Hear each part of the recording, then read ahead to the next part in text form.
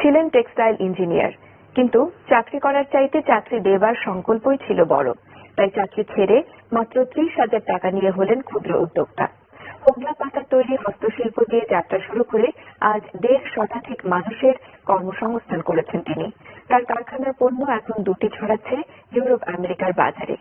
অদম্য এক তরুণ উদ্যোক্তা হবার খবর জানাচ্ছেন জাহিদুর রহমান। দিনাজপুর জেলার পার্বতীপুরের সন্তান মাহফুজুল গনি বাঁধন টেক্সটাইল ইঞ্জিনিয়ার হিসেবে সাভারে এসেছিলেন কাজের সন্ধানে, যোগ দিয়েছিলেন একটি কারখানায়। কিন্তু স্বপ্ন ছিল চাকরি করা নয়, বরং চাকরি দেয়া, অসংখ্য মানুষের কর্মসংস্থান তৈরি। অদম্য পরিশ্রমে নিজেকে পরিণত করেছেন উদ্যোক্তায়, যেখানে কর্মের উত্তাপে বেকারত্বের বরফ গলছে অনেকের। হ্যান্ডিক্রাফটে আমার আইডিয়া ছিল, কারণ আমি টেক্সটাইলে যখন বিএসসি করি তখন হ্যান্ডিক্রাফটের উপরে একটা প্রজেক্ট করছিলাম এবং বিভিন্ন ধাপে অতিক্রম করে অনেক কষ্টের মাধ্যমে আজকে আমি এখানে এসে দাঁড়াইছি। আমার ইচ্ছা আছে সামনের দিকে আরো এগিয়ে যাওয়ার এবং অনেক বেশি লোকের কর্মসংস্থান করার।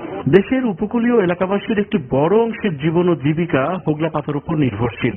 সেখানকার প্রান্তিক মানুষ সহ আরো অনেকের ভাগ্যের চাকা ঘুরছে এই হোগলা পাতায়। কেবলমাত্র সাভারেই বাঁধনের কারখানায় কাজ করে স্বাবলম্বী হয়েছেন অসহায় নারী সহ 1.5 শতাধিক কর্মী।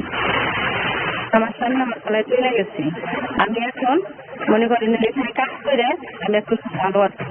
এখানে কাজ করে ভালো লাগে, সংসারে উন্নত হয়, তাই এখানে আমরা কাজ করি। আমরা অনেক শান্তিতে কাজ করি, অনেক মানুষ আমরা চাকরি করি, ভালো বেতন পাই, ভালোভাবে চলি। হোগলা পাতার তৈরি পরিবেশ বান্ধব নান্দনিক শৈল্পিক ঝুড়ি ব্যাগ সহ আকর্ষণীয় বিভিন্ন পণ্য নানা হাত ধরে ছড়িয়ে পড়ছে বিশ্বের নানা দেশে।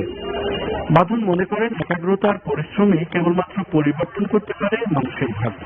প্রাথমিক পর্যায়ে বাঁধনের এই কারখানা তুলনামূলক ছোট হলেও স্বপ্নতার আকাশ ছোঁয়া। সেই স্বপ্নকে সার্থক করতেই নিরন্তর ছুটে চলেছেন তরুণ উদ্যোক্তা মাহফুজুল গনি বাঁধন। Jahidur Rahman, ATV news, Savar, Dhaka.